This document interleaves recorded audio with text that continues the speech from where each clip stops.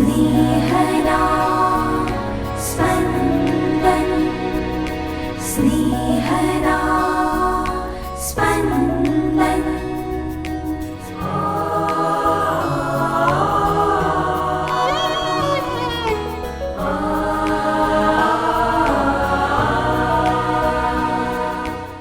સામાન્ય કાળના 16મા અઠવાડિયાનો શુક્રવાર.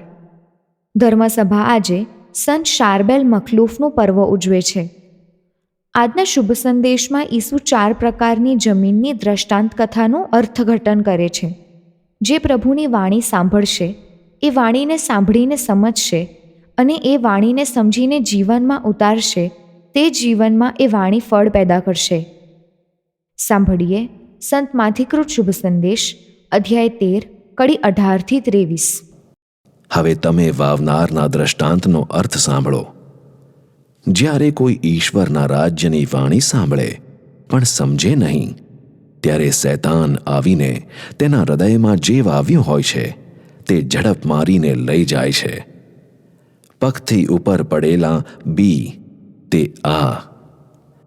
ખડકાળ જમીન ઉપર પડેલા બી એટલે એવું માણસ જે વાણી સાંભળતા જ તેને તત્ક્ષણ આનંદથી વધાવી લે છે, પણ તેનામાં મૂળ બાજેલા હોતા નથી, એટલે તે બહુ ટકતો નથી.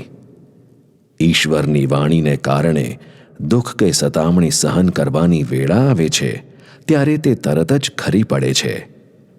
ઝાંખરામાં પડેલા બી એટલે એવો માણસ જે વાણી સાંભળે છે ખરો, પણ સંસારની ચિંતાઓ અને ધનની માયા એ વાણીને ગુંગળાવી મારે છે અને એ નિષ્ફળ જાય છે. સારી જમીનમાં પડેલું બી એટલે એવો માણસ જે વાણી સાંભળે છે અને સમજે છે અને જેના જીવનમાં પાક પણ બેસે છે. કોઈમાં 100 ગણો, કોઈમાં 60 ગણો, કોઈમાં 30 ગણો.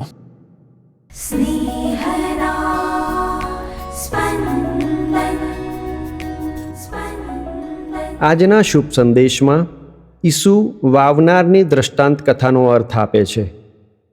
આપણે એ અર્થ મુજબ આપણા જીવનને તપાસી શકીએ અને જાણી શકીએ કે આપણે કયા પ્રકારની જમીન છીએ. બીજા શબ્દોમાં કહીએ તો આપણે ઈસુના કયા પ્રકારના શ્રોતાઓ છીએ તે તપાસી શકીએ. પહેલા પ્રકારના શ્રોતાઓ ઈસુને સાંભળે છે ખરા, પણ જે સાંભળે છે તે જીવનમાં ઉતારતા નથી. ઈસુ જે શીખવે છે તે આપણા જીવનમાં પ્રવેશતું જ નથી. કહેવત છે, શેઠની શિખામણ ઝાંપા સુધી. આ કહેવત સમજાવે છે કે એક વખત શેઠની હાજરીમાંથી નોકર બહાર ગયો કે શેઠે આપેલી શિખામણ ભૂલાઈ ગઈ. આપણે ફક્ત સાંભળવા ખાતર સાંભળનારા શ્રોતા છીએ. બીજા પ્રકારના શ્રોતાઓ તે સાંભળ્યા પછી સગવડ હોય ત્યાં સુધી બાહ્યાચાર કરે. જે સાંભળ્યું છે તેને જીવનમાં ઉતારવામાં જ્યાં સુધી મુશ્કેલીનો અનુભવ ના થાય ત્યાં સુધી એ બાહ્યાચાર ચાલુ રહે. પણ જીવન હંમેશા સરળ નહીં. ચઢાવ અને ઉતાર જીવનચક્રના ભાગ છે. ચઢાવમાં બાહ્યાચાર ચાલુ રાખવો સરળ છે, પરંતુ ઉતારમાં તો બાહ્યાચાર પણ શક્ય બનતો નથી. કસોટીના સમયમાં, બીમારીના સમયમાં, અત્યાચારના સમયમાં ઈસુનું કહેવું જીવનમાં ઉતારવાનું માંડી વાળીએ છીએ. ત્રીજા પ્રકારના શ્રોતાઓ એટલે ચિંતાઓ અને માયાઓના ગજગ્રાહમાં ફસાયેલા લોકો. કેટલાકનો સ્વભાવ નાની નાની બાબતોમાં ખૂબ ચિંતા કરવાનો છે. ચિંતાને કારણે ઈસુને સાંભળી શકાતા નથી અને સાંભળેલું જીવનમાં ઉતારી શકતા નથી. ચિંતા સમગ્ર અસ્તિત્વને જાણે કે જાપ્તામાં લે છે.